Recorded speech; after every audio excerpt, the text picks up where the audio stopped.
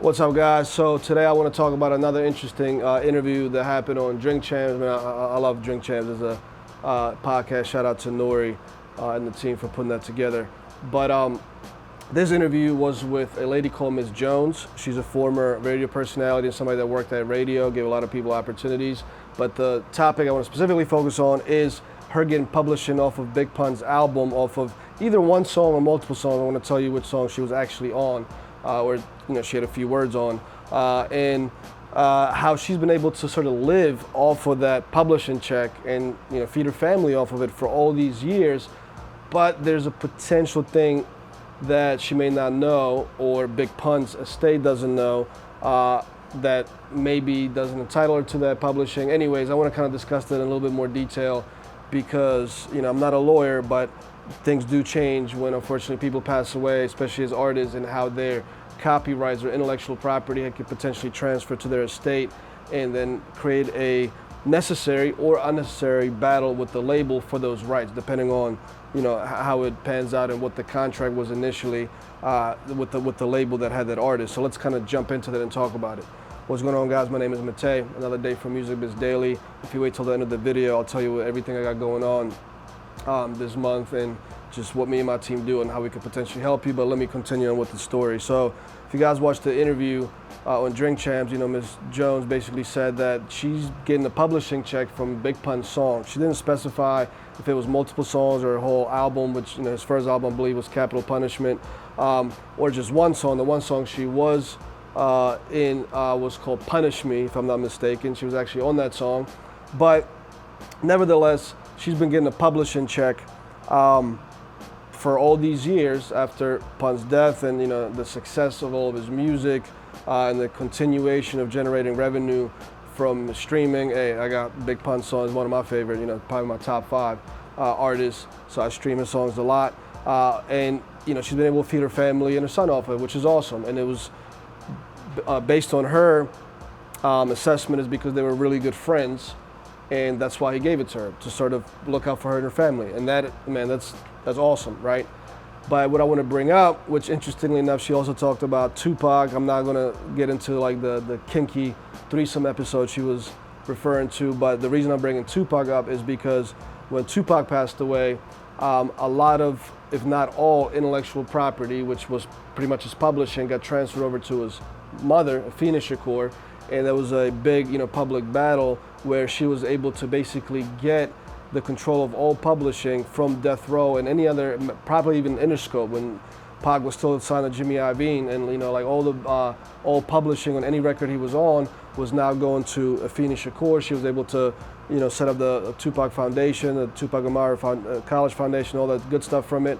But the reason I'm bringing this up, and again, I'm not a lawyer. You need to check with a lawyer, and I'm sure there's different nuances of when this can happen.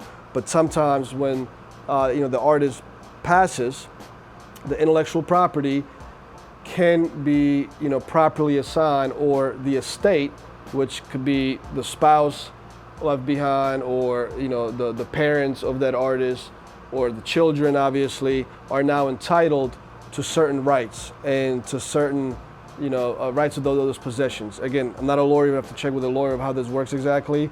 But what hopefully Ms. Jones doesn't have to deal with is that now that she disclosed this publicly, is that, God forbid, Big Pun's estate, whether it's a sister or, the siblings or family that was left behind, if they're going to come after this publishing and say, well, you're not entitled to this because under this statute of this law, whatever, since he passed away, we're now taking the publishing back. So again, I don't know the answer to it. I'm not a lawyer. I do know Tupac's case specifically because I'm a student of the game, and I looked it up in the past and sort of have a decent understanding of how that happened and why the intellectual property and publishing was awarded back to his mother. So I wonder what would happen in this case, but I just wanted to bring that up. So when you get these publishing contracts done, whether you're signed to a label or you're giving your friend or your child publishing and they were not on the song maybe, right? Because a lot of, for example, I know DJ Khaled's done this recently where he put a writer, I think he made his son a writer even though he technically wasn't a writer, or if he didn't, he gave a portion of publishing to his son.